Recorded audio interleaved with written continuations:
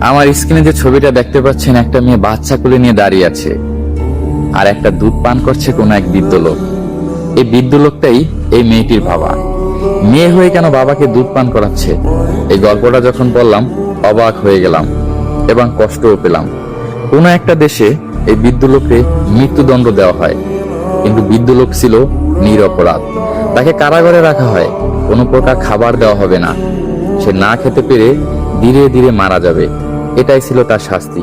প্রতিদিন তার মেয়ে তার সাথে দেখা করতে আসতো, কিন্তু ভিতরে কিছুই নিয়ে প্রবেশ করতে পারতো না, এক ফোঁটা পানিও না। বাবা না খেতে পেরে ধীরে ধীরে মৃত্যুর কোলে ঢলে পড়ে। বাবার এই অবস্থা দেখে মেয়ে নিজেকে সামাল দিতে পারলো না। বাবা ক্ষুধার যন্ত্রণায় ছটফট ছটফট করে। মেয়ে ভাবলো, আমার বাবা কিভাবে মরতে দিতে পারি না। বাবার পিপাসা যেভাবে হোক দূর করতে হবে। কোনো কিছু না পেরে সে তার একটা দুধ বের করে বাবার সামনে দিল, আর ক্ষুধার্ত বাবা কোনো কিছু বিবেচনা না করেই মেয়ের দুধ পান করে পিপাসা দূর করলো। এভাবে প্রতিদিন সে বাবাকে দুধ পান করিয়ে যেত। অনেক দিন হয়ে গেল, বৃদ্ধ কেন মরে না? ঊর্ধ্বতন কর্তৃপক্ষ চিন্তায় পড়ে গেল।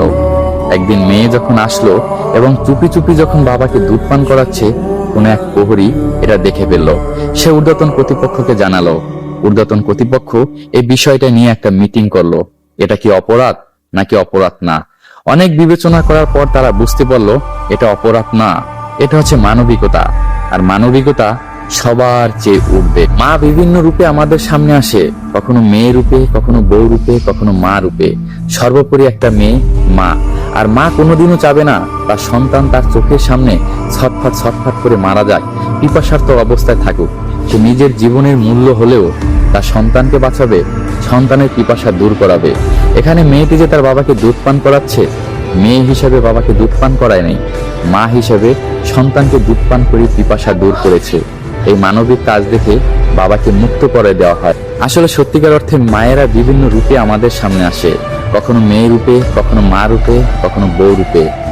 সর্বোপরি একটা মেয়ে মা রূপেই বিরাজমান করে। আর মায়েরা থাকে মমতাময়ী।